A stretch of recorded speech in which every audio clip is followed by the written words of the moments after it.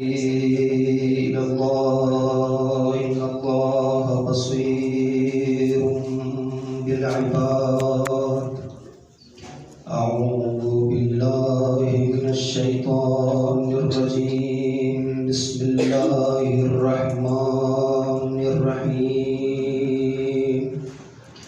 الحمد لله على ما أنعم وله الشكر على ما ألهم والثناء بما قدم من عموم نعم ابتدأها وصبوغ آلاء أسداها وتمام منن ولاها. جمع عن الإحصاء عددها ونأى عن الجزاء أمدها وتفاوت عن الإدراك أمدها وندبهم لاستزادتها بالشكر لاتصالها وثنى بالندب لا جزالها. وصل اللهم على محمد عبدك ورسولك الفاتح الخاتم لمن سبق والفاتح لمن غلق والمعلن الحق بالحق وعلى أهل بيته الطيبين الطاهرين المعصومين واللعنة الدائمة على أعدائهم أجمعين من يوم عداوتهم إلى لقاء يوم الدين. أما بعد فقد قال الله تعالى في كتاب المجيد وفرقان الحميد قوله الحق وهو أصدق الصادقين. بسم الله الرحمن الرحيم. إنا أعطيناك الكوثر فصل لربك وانحر إن شانئك هو الأبتر. صدق الله العلي العظيم. صلوات اللهم صل على محمد. آپ سب کی اعمال کی قبولیت کے لیے، مجالس کی قبولیت کے لیے، جن مومنین نے دعا کی درخواست کی ہے، خصوصاً جن کو اولاد نہیں ان کے اولاد ہیں، نرینہ کے حصول کے لیے، اور جو بیمار ہیں ان کی شفاعی کے لیے ایک مرتبہ اسم و طہارت کی ملکہ پر صلوات بھیجیے. اللهم صل على محمد وآل محمد. عزیزان گرامی، مجالس فاطمیہ کی آج پہلی مجلس ہے اور آپ صاحبان علم ہے، سینئر حضرات ہے، آپ سب کی موجودگی میں ایک ادنا سا طالب علم یہاں پر آ کر سیدہ کی ذات پر گفتگو کرنا یقیناً جسارت ہے، لیکن اللہ مجھ فوق العادت کے تحت حاضر ہوا ہوں اور میں نے اپنے گفتگو کے لیے جو موضوع قرار دیا ہے وہ شان کوثر بزبان خالق کوثر بوسیلہ سورہ کوثر ہے. یہ کائنات کی ناآشنا ترین ہستی کا نام ہے فاطمہ. آج تک کوئی سیدہ کی معرفت حاصل نہیں کر سکا، اس لیے کہ سیدہ کی معرفت حاصل کرنے کے لیے، عرفان سیدہ کے لیے انسان کا معصوم ہونا بھی کافی نہیں ہے، بلکہ عصمت کبریٰ پر فائز ہونا چاہیے. ما تکاملت النبوۃ لنبی حتی اقر بفضلها ومحبتها. کسی بھی نبی کی نبوت مکمل نہیں ہوئی جب تک فاطمہ کی محبت اور فضیلت کا اقرار نہ کرے. اب صاحبان علم ہے، سمجھتے ہیں اقرار اور ہے اور عرفان اور ہے. انبیاء کو نبوتیں ملی ہے اقرار فضیلت پر، عرفان فضیلت پر نہیں ملی. توجہ کیجیے گا. عرفان کی منزل عصمت کبریٰ پر فائز ہونے کے لیے سیدہ کی عصمت ضروری ہے.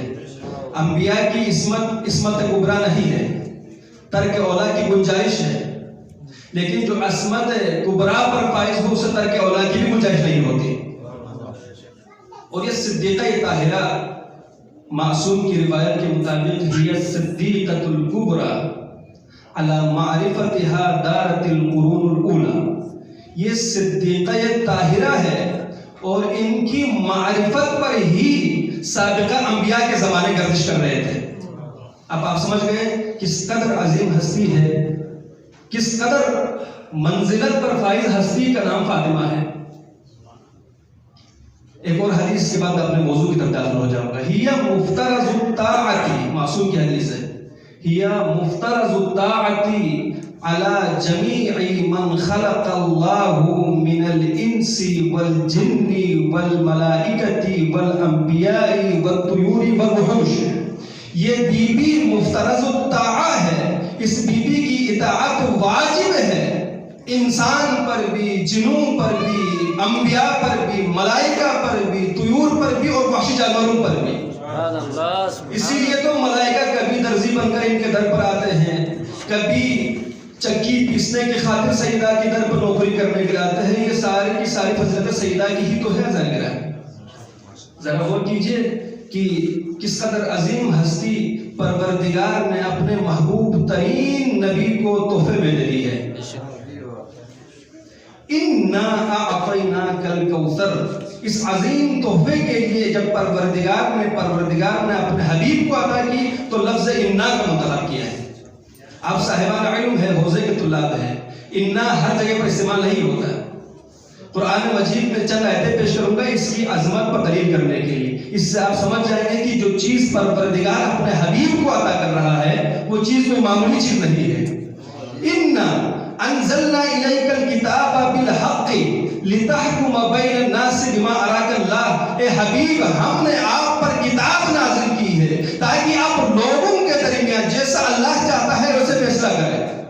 اب قرآن ہے عظیم کتاب، اس کتاب کی عظمت کو پروردگار ملحوظ نظر رکھتے ہوئے لفظ انا کا استعمال کر رہا ہے۔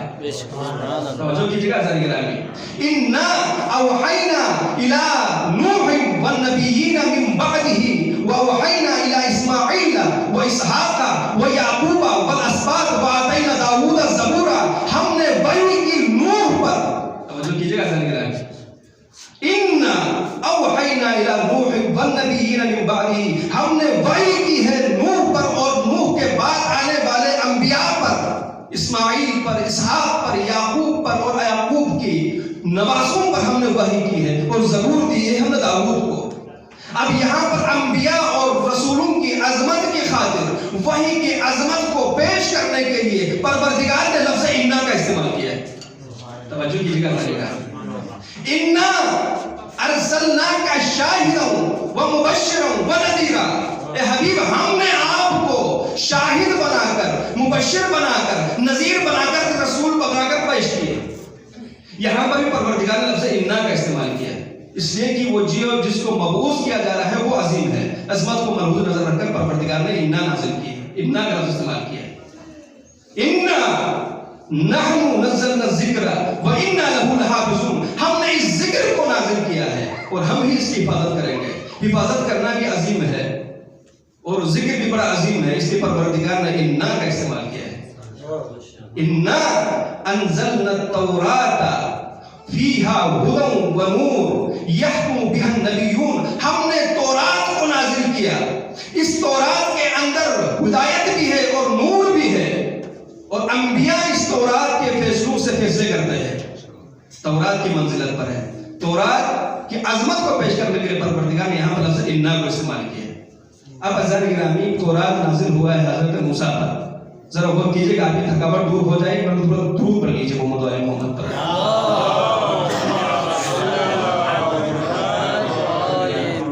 حضرت موسیٰ نبی کو جب پروردگار نے چاہا کہ تورات عطا کرے تو حضرت موسیٰ کو ایسے ہی عطا نہیں کہ حضرت پروردگار نے تورات بلایا کوہ طور پر، 40 دن تک حضرت موسیٰ نے پروردگار کے حضور عبادت کی، ریاضت کی، تب کہیں جا کر پروردگار نے تورات عطا کی موسیٰ کو۔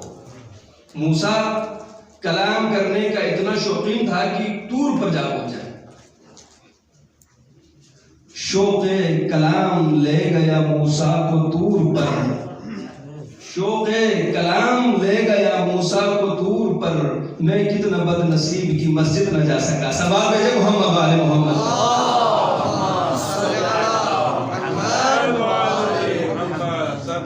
پروردگار نے موسیٰ کو دور پر بلایا کلام کرنے کے لیے، گفتگو کرنے کے لیے. تب 40 دن کی عبادت اور ریاضت کے بعد پروردگار نے موسیٰ کو عطا کر دی تورات. اب موسیٰ نبی ہے، مفضول نبی، افضل نبی ہے، خاتم النبیین. خاتم النبیین کو بھی 40 دن تک غار حرا میں عبادت کے لیے بلایا پروردگار نے. 40 دن عبادت کرنے کے بعد موسیٰ کو پروردگار نے تورات دے دی. خاتم النبیین کو 40 دن کی عبادت کے بعد فاطمہ عطا کر دی. اب آپ بتائیں تورات افضل ہے کہ سیدہ افضل ہے؟ صلوات بھیجے محمد و آل محمد پر.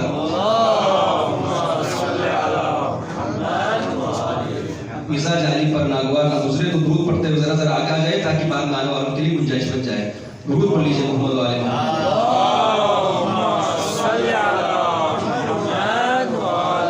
اور ہم ہیں نجف میں اور موسیٰ کی بات آئی ہے تو ایک روایت پیش کر لیتا ہوں، اس کے بعد آگے گفتگو کراؤں گا. الغریّ قطعۃ من طور سینا بها کلم اللہ موسیٰ تکلیما وجعل اللہ فیہا ابراہیم خلیلا. یہ غریب نجف طور سینا کا ایک حصہ ہے. اسی طور سینا پر پروردگار نے موسیٰ سے کلام کی ہے اور اسی طور سینا پر پروردگار نے ابراہیم کو خلیل بنایا ہے. درود پڑھ لیجیے محمد و آل محمد پر.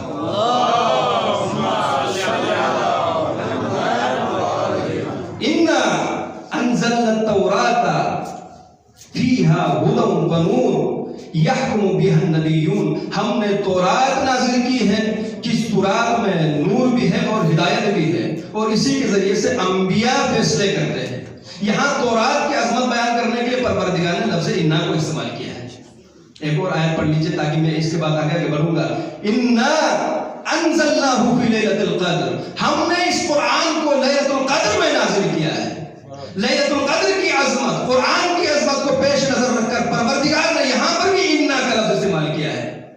اب ایسی آیتیں پڑھنے کے بعد پروردگار نے کہا اِنَّا أَعْطَيْنَاكَ الْكَوْثَرَ، ہم آپ کو کوثر عطا کر رہے ہیں. تو سمجھے گا کہ وہ چیز جو عطا کی جا رہی ہے وہ کوئی باعظمت چیز ہوگی. صلوات بھیجے محمد و آل محمد پر.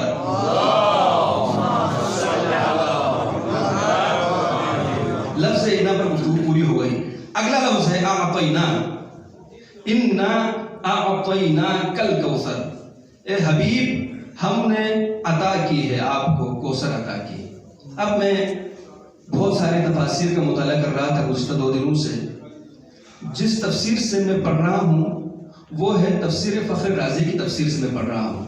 اس میں بڑا ہی لطیف نقطے بیان کیے ہیں اعطینا میں، اعطینا کے لفظ کے اوپر. آپ سنیں گے تو آپ لطف اٹھائیں گے انشاءاللہ. ایک ہے اعطینا اور ایک ہے الایتاء الاعطاء. اعطینا بھی پروردگار کہہ سکتا تھا، اعطینا کا الف اور تے کے ساتھ. پروردگار نے یہاں پر اعطینا نہیں کہا ہے، اعطینا کا نہیں کہا. پروردگار نے کہا ہے اِنَّا أَعْطَيْنَا، جبکہ یہ حمزہ کے بعد عین کا آنا لغت عرب میں ذرا سا ثقیل سمجھا جاتا ہے. پھر بھی پروردگار نے اعطینا استعمال کیا ہے، اعطینا کا استعمال نہیں کیا. کوئی تو فرق ہوگا نا ان دونوں میں کہ جس کی وجہ سے پروردگار نے اعطینا استعمال کیا ہے. تو فخر رازی نے بڑا لطیف فرق بیان کیا ہے، پیش کر رہا ہوں. الایتاء وہاں پر استعمال ہوتا ہے جہاں پر استحقاق اور عدم استحقاق دونوں کا خدشہ موجود ہو، احتمال موجود ہو. استحقاق اور تفضل، احسان اور استحقاق دونوں کا جہاں پر احتمال ہو وہاں پر ایتا کا لفظ استعمال کرتا ہے پروردگار، الایتاء. لیکن جہاں پر صرف اور صرف تفضل کو پیش کرنا ہو، احسان کو پیش کرنا ہو، جہاں صرف امتنان کو ملحوظ نظر رکھنا ہو وہاں پر اعطینا استعمال کیا جاتا ہے. توجہ کیجیے گا، بڑا لطیف جملہ آنے والا ہے. پروردگار نے اعطینا کہا ہے، اعطینا کا نہیں کہا ہے. اب سمجھ میں آ گیا کہ یہاں پر پروردگار نے اعطینا استعمال کر کے اپنے حبیب کو یہ بتایا ہے ہم نے آپ کے اوپر احسان کیا ہے. تو مجھے کہنے دیجئے لقد من اللہ علی المؤمنین اذ بعث فیہم رسولا. اللہ کا خاص احسان کہ اس اللہ نے مومنین میں رسول کو مبعوث کیا. مومنین پر جو اللہ کا احسان ہے وہ ہے رسول، اور رسول پر جو اللہ کا احسان ہے وہ ہے فاطمہ. جو احسان پروردگار نے اپنے حبیب پر کیا ہے اس کا نام ہے فاطمہ. صلوات بھیجے محمد و آل محمد پر.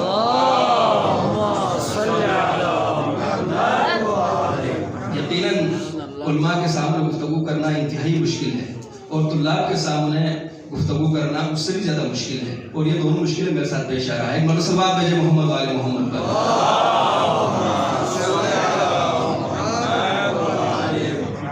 انا اعطینا پر کی دو چار جملے ہیں لیکن میں پیش نہیں کر رہا ہوں، وقت زکات کو ملحوظ نظر رکھتے ہوئے. اگلا لفظ سن لیجیے، انا اعطینا کل کوثر.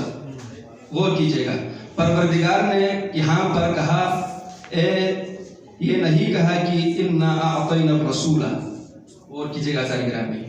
اور یہ بھی نہیں کہا انا اعطینا النبی، ہم نے نبی کو عطا کیا، ہم نے رسول کو عطا کیا. نہیں، انا اعطینا کا. غور کیجیے گا سارے گرامی، ہم نے آپ کو عطا کیا. خطاب ہو رہا ہے رسول اکرم کی ذات سے، نہ کسی صفت کو بیان کیا، نہ کسی یا مزمل کہہ کر، مدثر کہہ کر، رسول کہہ کر، نبی کہہ کر نہیں پکارا پروردگار نے. انا اعطینا کا، ہم آپ کو عطا کر رہے ہیں. تو اذان گرامی، آپ تو صاحبان علم ہے، سمجھتے ہیں جب پروردگار رسول کہہ کر پکارے یا ایھا الرسول بلغ ما انزل الیک من ربک، تو وہاں پر رسالت کو ملحوظ نظر رکھا جا رہا ہے، اور نبی سے رسالت کے تقاضوں کو پورا کرنے کا حکم ہو رہا ہے. اور جب نبی کہہ کر پکارے یا ایھا النبی جاہد الکفار والمنافقین، اے نبی جہاد کرو کفار سے بھی اور منافقین سے بھی، تو وہاں پر نبوت کو ملحوظ نظر رکھا جا رہا ہے.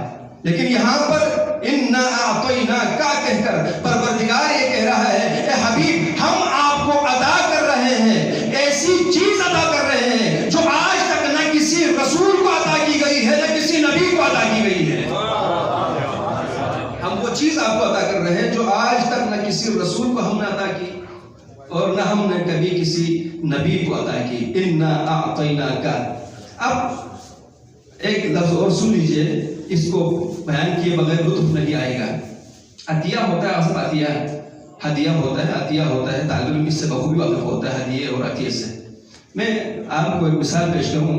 آپ کسی اپنے دوست سے ملنے کے لیے ہوٹل میں گئے، زائر آیا تھا، ان سے ملاقات کے لیے آپ ہوٹل گئے، بات چیت ہوئی، گفتگو ہوئی. گفتگو ختم ہونے کے بعد آپ کے اس دوست نے آپ کو کوئی تحفہ دے دیا، اور آپ نے کہا یہ کیا چیز ہے جو آپ مجھے دے رہے ہیں؟ اس نے کہا کہ میری طرف سے آپ کے لیے ہے یہ تحفہ. آپ نے لیا اور واپس گھر میں آ گئے. دوسرے دن آپ پھر سے گئے اپنے دوست کی ملاقات کے لیے، اور جب ملاقات ہوئی، بات چیت آپ کی ہو گئی. اس کے بعد جب آپ واپسی پہ آ رہے تھے تو اس نے ایک اور آپ کو ہدیہ دے دی، لیکن ساتھ میں یہ کہا کہ مولانا ہمارے مرحومین کے لیے ایک مرتبہ جا کر مولا کے کائنات کے حضور جا کر زیارت پڑھ لیجیے گا. غور کیجیے گا صاحب، پہلے دن عطا کی، عطیہ دیا، آپ کو کسی چیز کا تقاضا نہیں کیا. دوسرے دن آپ کو کچھ عطا کیا، کچھ عطیہ دے دیا، ہدیہ دے دیا، اور تقاضا بھی کیا کہ آپ جا کر زیارت کیجیے ہمارے مرحومین کے لیے. فخر رازی نے یہاں پر ایک عجیب جملہ کہا ہے، جب پروردگار کسی کو عطیہ کرے اور انہوں نے اپنے مسلک کے مطابق فتویٰ پیش کیا ہے، مجھے نہیں معلوم کہ ہمارے مراجع کا کیا حکم ہے. اگر کوئی آپ کو کوئی عطیہ دے اور بدلے میں کوئی عوض نہ لے، وہ کیجیے گا سارے گرامی، بدلے میں کوئی عوض نہ لے، تو اس عطیہ کرنے والے شخص کے لیے حق حاصل ہے کہ کسی بھی وقت وہ آپ سے عطا کی ہوئی چیز کو واپس لے. غور کیجیے گا، باہر بیٹھے حضرات بھی غور کیجیے گا، جو چیز عطا کی گئی ہے وہ واپس لے سکتے ہیں، اس لیے کہ بغیر کسی عوض کے ہے. لیکن جو دوسرے دن آپ گئے تھے ہوٹل میں اور آپ سے زیارت کے تقاضے کے مطابق آپ کو کچھ دیا گیا تھا، اب جو عوض کے ساتھ کوئی چیز عطا کی جائے تو پھر اس کے حق نہیں ہے کہ وہ واپس دے جائے. اب پروردگار نے یہاں پر اس سورے میں انا اعطیناک الکوثر، ہم نے آپ کو کوثر عطا کی ہے. اب آپ مجھے بتائیں کہ پروردگار نے عوض لیا ہے کہ نہیں لیا؟ اگر عوض نہیں لیا ہے تو کسی بھی وقت پروردگار اس سے اس عطیے کو واپس لے سکتا ہے. لیکن اگر پروردگار نے اس عطیے کے عوض میں کچھ دیا ہے یا کچھ لیا ہے تو پروردگار کبھی اس چیز کو واپس نہیں لے گا. تو اگر آپ سمجھ نہیں رہے ہیں کہ پروردگار نے عوض لیا ہے کہ نہیں لیا تو دوسری آیت پڑھ لیجئے، فَصَلِّ لِرَبِّكَ وَانْحَرْ، حبیب نماز پڑھیے اور قربانی دیجئے. اب قیامت تک پروردگار چاہ کر بھی اس عطیے کو واپس نہیں لے سکتے. اسی لیے ہم یہ کہتے ہیں کہ قیامت تک آنے والی نسلیں یہ غور کریں کہ پروردگار نے اپنے حبیب کو جو چیز عطا کی ہے اولاد کی صورت میں، چاہے ظاہر ہو غائب ہو، موجود رہے گا. درود پڑھ لیجئے محمد و آل محمد پر.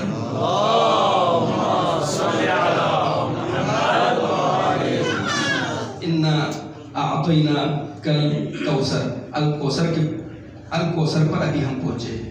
اب یہاں پر آ کر فخر رازی نے بہت سارے اقوال کو ذکر کیا ہے، بہت سارے اقوال کو. میں نے بہت سارے اس تفاسیر میں دیکھا. المیزان میں، تفسیر المیزان میں صاحب تفسیر المیزان نے ذکر کیا ہے. انہوں نے کہا کہ 26 سے زیادہ معنی بنتے ہیں کوثر کے. 26 سے زیادہ چیزیں مراد لی جا سکتی ہے کوثر سے. کسی نے کہا کوثر سے مراد جنت میں ایک نہر ہے، اس نہر کا نام کوثر ہے. پروردگار نے رسول اکرم کو وہ نہر عطا کی ہے. اب سوال کرنے والے نے سوال کیا، آپ کہہ رہے ہیں کہ پروردگار نے ایک نہر عطا کی. ہماری روایت میں موجود ہے اور اہل سنت کی روایت میں بھی موجود ہے. تو کوثر کا مطلب تو ہے خیر کثیر، اور یہاں آپ کہہ رہے ہیں کہ ایک نہر عطا کیا ہے. اور کی جگہ سے لکھا ہے کوثر خیر کثیر، لفظی جو لغوی معنی ہے وہ خیر کثیر کا ہے. تکاثر کہتے ہیں بری کثرت کو، اور کوثر کہتے ہیں اچھی کثرت کو. آپ یہ بھی کہہ رہے ہیں کہ کوثر کا معنی خیر کثیر ہے، کثیر کے لیے استعمال ہوتا ہے، کثرت کے لیے استعمال ہوتا ہے. اور ساتھ یہ بھی کہہ رہے ہیں کہ یہ ایک نہر کا نام ہے جو پروردگار نے حبیب خدا کو عطا کیا ہے. تو اس میں کثرت کہاں سے آ گئی؟ تو جواب میں کہتا ہے اس لیے کہ قیامت کے دن ہر مومن اس نہر پر جا کر پانی پیے گا، اس لیے کہ پبلک ہوگی وہاں پر، مومن کی کثرت وہاں پر ہوگی، اس لیے پروردگار نے کوثر کہا ہے. سمجھ رہے ہیں آپ؟ اور دوسرا جو معنی پیش کیا فخر رازی نے، کہا کہ کہا جاتا ہے کہ کوثر سے مراد ایک حوض ہے، اس حوض کا نام کوثر ہے. پروردگار نے اپنے حبیب کو وہ حوض عطا کیا ہے.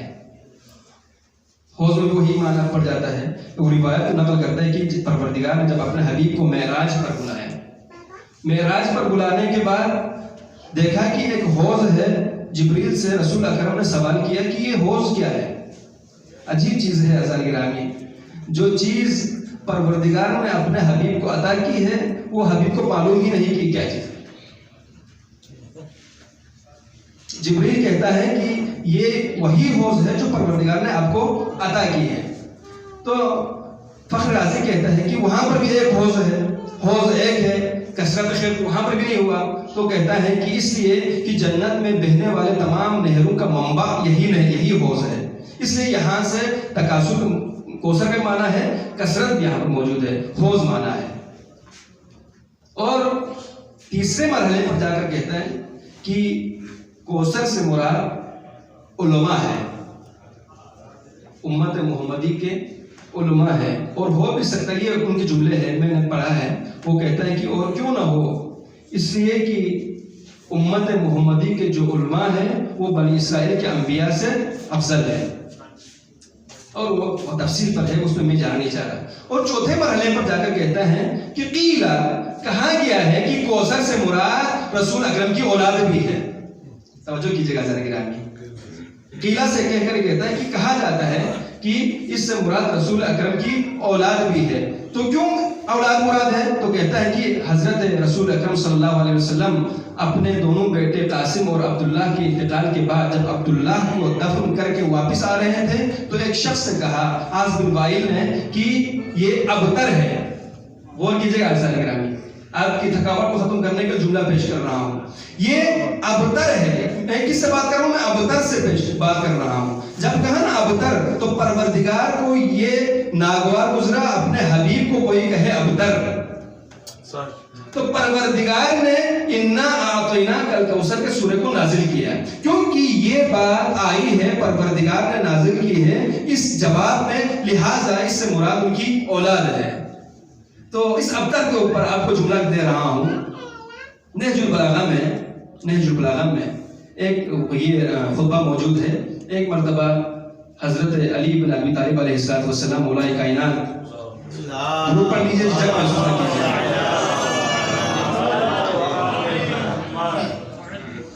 مولا کائنات عثمان کے دربار میں تھے اور آپس میں حضرت امیر المومنین علیہ السلام اور عثمان کے درمیان کسی بات پر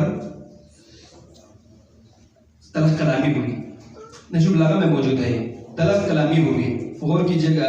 اہل سنت کہتے ہیں مشاجرات صحابہ، ہم نہیں کہتے مشاجرات ہے. اس لیے ان کا کہنے کا مطلب یہ ہوتا ہے کہ درخت ایک ہے اور اس کی شاخیں الگ الگ ہیں. ہم نہیں کہتے، ہم کہتے ہیں یہ شاخوں کا مسئلہ نہیں، یہ جڑ کا ہی مسئلہ ہے. امامت اور خلافت جڑ کا مسئلہ ہے، شاخوں کا مسئلہ نہیں ہے. اس لیے ہم یہ نہیں کہیں گے کہ یہ مشاجرات صحابہ ہے. مولا کائنات اور عثمان کے بیچ میں طلب کلامی ہوئی.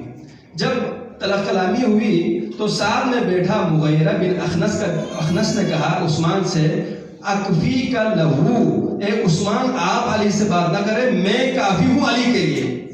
غور کیجیے گا صاحب، وہ جن کے بڑے احد میں ایسے باغے تھے کہ کچھ ہی لمحوں میں مدینہ پہنچے تھے، وہ کہہ رہا ہے کہ میں علی سے نمٹ لوں گا. مولا کائنات سے جب اس نے یہ کہا کہ اکفی کا لہو ہے عثمان، میں تمہاری طرف سے علی سے نمٹ لوں گا، تو مولا کائنات نے جملہ عجیب کہا، یبن اللعین الابتر والشجرۃ التي لا اصل لها ولا فرع لها اعنت تکفینی.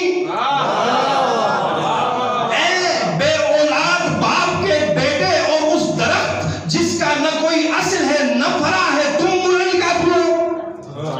لوگ کہتے ہیں علی نے کسی پر لعن طعن نہیں کیا، میں کہتا ہوں علی نے سب و شتم نہیں کیا، لعن ضرور کیا ہے. یبن اللعین الابتر، اے لاولد باپ کے بیٹے. بڑا عجیب جملہ ہے. لاولد باپ کے بیٹے پہ لطف اٹھائے. مولا کائنات کس سے مخاطب ہے؟ لاولد باپ کے بیٹے. لاولد بھی مولا کہہ رہے ہیں اور بیٹے بھی کہہ رہے ہیں. تو پتہ چلا مولا کہنا یہ چاہ رہے ہیں بیٹے بہت سن کے ہوں گے لیکن سب بے اولاد ہے. جو ابتر کا جس نے بھی رسول کو دانا دیا تھا وہ سب کے سب ابتر ہے، اولاد ہو کر بھی. سلوات بھیجے محمد و آل محمد پر.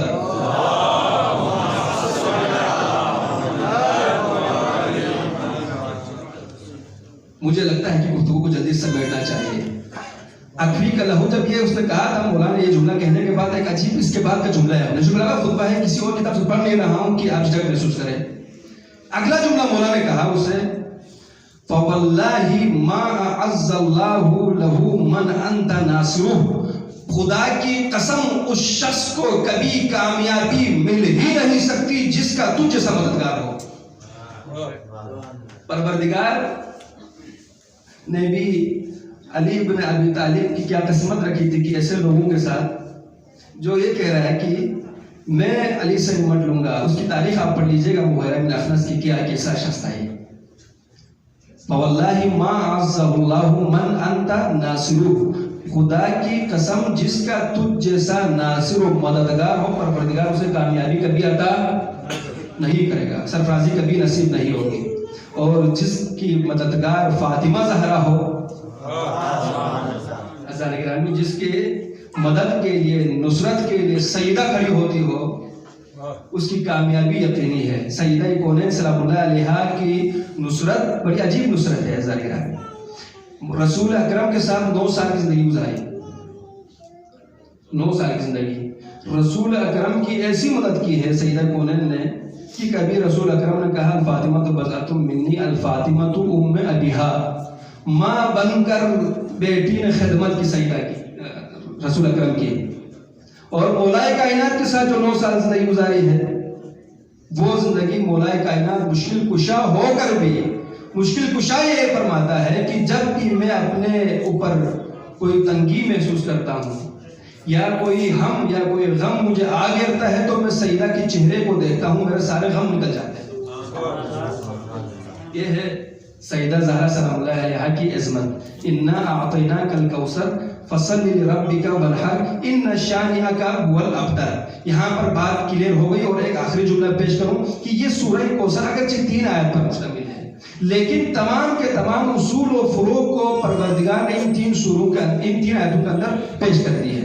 ان اصول ہے، توحید ہے، اعطیناک آپ کو عطا کی ہے، رسالت ہے، امامت ہے، رسالت ہے، الکوثر امامت ہے، فصلی لی فروع میں سے آ گیا نماز پڑھے، وانحر اب رہ جاتا ہے ایک چیز تولا کا ذکر تو قرآن مجید میں قل لا اسألکم علیہ اجرا الا المودۃ فی القربى میں پیش کی ہے.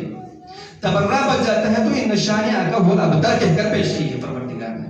یعنی پروردگار کہنا یہ چاہ رہے ہیں کہ توحید نے نبوت کو امامت عطا کر دی ہے. وہ جو مخزن علم امامت ہے، وہ جو امامت کا سرچشمہ ہے سیدہ کونین، اس سیدہ کی عظمت کو لوگوں نے سمجھا ہی نہیں ہے. میں نے پہلے جملہ کہا تھا کہ سیدہ کی معرفت آج تک کسی نے حاصل ہی نہیں کی، کسی کو حاصل ہی نہیں ہوا ہے سوائے عصمت کبریٰ کے اوپر فائز ہستیوں کے. ہاں، سیدہ کونین سلام اللہ علیہا کی عظمت کو پیش نظر رکھتے ہوئے رسول اکرم صلی اللہ علیہ وسلم کی بڑی عجیب محبت تھی. یہ مختصر مجالس میں کیا کوئی سیدہ کی عظمت پر بات کرے، کیا کوئی سیدہ کی منزلت پر بات کرے. جب بھی رسول اکرم، یہ روایت کا عجیب جملہ ہے، میں نے یہ روایت پڑھ لی ہے اور اس میں عجیب جملہ رسول اکرم نے پیش کی. جب بھی کبھی رسول اکرم صلی اللہ علیہ وسلم کسی غزوے کے لیے جاتے تھے، جنگ کے لیے نکلتے تھے، تو سب سے آخر میں رسول اکرم صلی اللہ علیہ وسلم سیدہ کے گھر کی زیارت کے لیے اور سیدہ سے ملاقات کے لیے تشریف جاتے تھے سب سے آخر میں. اور جب بھی جنگ سے واپسی ہوتی تھی تو رسول اکرم سب سے پہلے سیدہ کونین کے گھر پر تشریف جاتے تھے سیدہ کی زیارت کے لیے. ایک مرتبہ کیا ہوا کہ جب رسول اکرم جنگ سے تشریف لائے تھے اور سیدہ کی زیارت کے لیے گئے، واپسی میں تھوڑے سے یہ رسول اکرم کے یقیناً علم میں تھا کہ جو میری بیٹی جسے میں سب سے زیادہ پیار کرتا ہوں، محبت کرتا ہوں، اس بیٹی پر سب سے زیادہ ظلم بھی اسی بیٹی پر ہونا ہے. آپ کی آہیں بلند ہو گئی، اب مزید بات کرنے کی گنجائش نہیں رہی.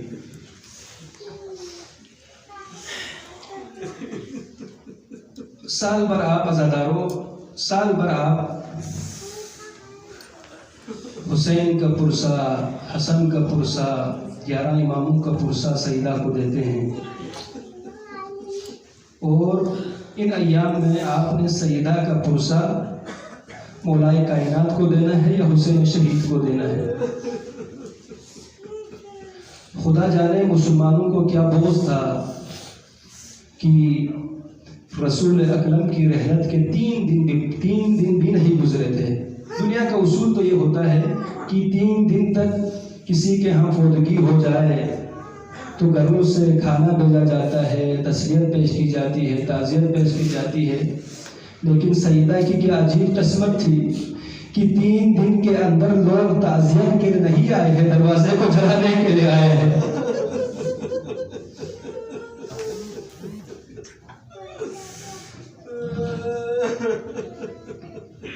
3 دن کے بعد لوگ دروازے کو جلانے کے لیے آئے ہیں.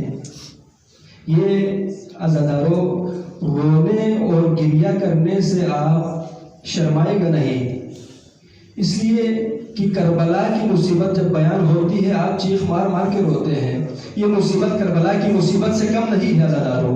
کربلا میں خیمے جلے تھے، یہاں پر در جل گئے ہیں. کربلا میں کسی بیٹی کو باپ پر رونے پر تازیانے لگائے گئے ہیں، یہاں پر سیدہ پر بھی کوڑے برسائے گئے ہیں. کربلا میں 6 ماہ کا اصغر شہید ہوا ہے، یہاں محسن شہید ہوا ہے. فرق ہے، وہاں اصغر کے اوپر تیر لگا ہے، یہاں ماں کے پیٹ میں موجود بچے کو ماں کے زخم کی وجہ سے شہید کیا گیا ہے. اجرکم علی الزہرا. جب 3 دن کے بعد رسول خدا کی رحلت کے جب لوگ دنیا والے رسول اکرم کے دروازے پر رسول کے خلیفہ بلا فصل علی کو لے جانے کے لیے آ گئے ہیں نا، تو ایک مرتبہ وہ سیدہ ڈھال بن کر دروازے پر آ گئی ہے اور کہا کہ کون ہے؟ یہ میں نے الہجوم علی بیت فاطمہ نامی کتاب ہے، اس میں پڑھا. اس روایت کے بعد میری ہمت نہیں ہوئی کہ مزید مطالعہ کروں. جب یہ کہا نا کہ کون ہے تو وہاں سے آواز آئی ہے کہ علی کو باہر بھیجو ورنہ اس دروازے کو آگ لگا دی جائے گی. سیدہ نے کہا کہ اس گھر میں حسنین موجود ہیں، ان کی موجودگی میں آگ لگاؤ گے. تو کہنے والے نے کہا کہ اگرچہ حسنین اس گھر میں ہو پھر بھی آگ لگائیں گے. اجرکم علی الزہرا، اجرکم علی الزہرا. ہاں عزادارو، سیدہ نے اپنی حد الامکان کوشش کی کہ دروازے کو نہ توڑے. ایک مرتبہ جب سیدہ مایوس ہو گئی نا، ہاتھوں کو آسمان کی طرف بلند کر کے ایک دعا کی، اللہم انا نشکو الیک فقدر بی. پروردگار میں شکایت کرتی ہوں کہ میرے بابا کی فقط پر میں آپ سے شکایت کرتا ہوں. جب یہ جملے سنے نا تو عجیب جملہ اس ملعون نے کہا ہے جس کو سن کر کلیجے پھٹ جائے. کیا کہا؟ دعی او فاطمہ تو حمقات النساء.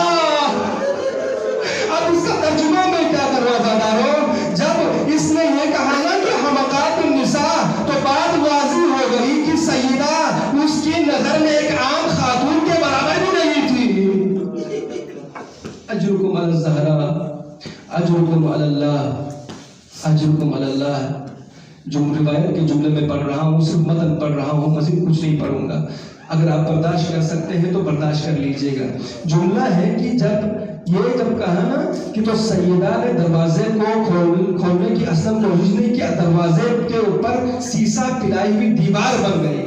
جب یہ دیکھا باہر موجود لعینوں نے تو کہا کہ اس دروازے کو آگ لگا دو. آگ لگا دی گئی عزادارو. آگ جب لگ گئی نا، نصف دروازہ جل گیا اور نصف دروازہ باقی تھا. سیدہ نے دونوں ہاتھوں سے دروازے کو بند کیا ہوا ہے. جب دیکھا کہ سیدہ کے دونوں ہاتھ ہیں تو اس ملعون نے کھوڑا لیا اور سیدہ کے ہاتھوں کا اوپر مارنا شروع کر دیا. روایت کے جملے ہے سارا کل دم مجھی. وہ ہاتھ کے اوپر ضرب لگنے کے بعد سیدہ کے ہاتھ اس طرح سے ہو گئے. میں نے وہاں ڈکشنری میں دیکھا کہ دموج کا کیا معنی بنتے ہیں. تو معنی کیا ہے سنوں گا زدارو. اس تازیانے کے ضرب سے سارا کا دم لوجی. اس دملوج کا جب میں نے معنی دیکھا نا تو بڑا عجیب معنی تھا. جب کسی کا ہاتھ کٹ جائے اور کٹنے کے بعد جسم سے لٹکتا رہ جائے تو اس لمحے کو کہا جاتا ہے دملوجی. تو اس کوڑے نے اتنے زور سے کوڑا مارا تھا کہ سیدہ کے ہاتھ. اجرکم علی اللہ، اجرکم علی الزہرا. آیت اللہ گلپگائنی کا ایک شعر ہے، پیش کر رہا ہوں. وَلَسْتُ أَدْرِي مَا قِصَّةَ الْمَسْمَارِ سِلْ صَدْرَهَا خَزِينَةَ الْأَسْرَارِ. گلپگائنی سے فرماتے ہیں کہ مجھے نہیں معلوم کہ اس کیل کا قصہ کیا تھا. یہ شعر میں نے پڑھا تھا، روایت بھی میں نے پڑھ لی حجور علی بیت فاطمہ میں. کہا کہتے روایت میں موجود ہے کہ جب دروازے کو نہیں کھولا نا، اس ملعون نے ایک لات ماری دروازے کے اوپر. دروازہ اثرہا بین الحائط والباب عصرۃ شدیدۃ قاسیۃ. اب اس عصرہ کا میں کیا ترجمہ کر رہا ہوں. آپ جب کسی چیز میں دیکھتے ہیں تاثیر عصرۃ شدیدۃ قاسیۃ، اس ملعون نے دروازے پر لات ماری اور سیدہ در دیوار کے بیچ میں جا کر رہ گئی. آج حکم علی الزہرا، آج حکم علی الزہرا. بڑی مصیبت ہے. یہ مصیبتیں بیان کرنے کی نہیں ہے زادارو. کسی کا جگر ہو تو یہ مصیبتیں برداشت کر لے. روایت یہیں پر ختم نہیں ہوگی. روایت کے جملے ہیں عصرۃ شدیدۃ حتی کادت روحها ان تخرج من بدنها. یہاں تک کہ اس قدر شدت کے ساتھ دروازے دیوار کے بیچ میں سیدہ، یہاں تک کہ سیدہ کی روح قبض ہونے کے مرحلے پر پہنچ گیا. اجرکم علی الزہرا. آخری دو جملے سن لیجیے مصیبت کے، اس کے بعد آپ کی مشکل تمام ہو جائے گی. ایک جملہ اسی روایت کے آخر میں ہے. روایت کے ہے نبت المسمار فی صدرها ونبع الدم من صدرها وصدرها. جب دیوار کے بیچ میں سیدہ آ گئی تو خدا جانے وہ کیل کہاں سے تھی. کیل سیدہ کے سینے میں پیوست ہو گئی اور کہیں نبع الدم من صدرها وصدرها. سیدہ کے سینے سے خون جاری ہو رہا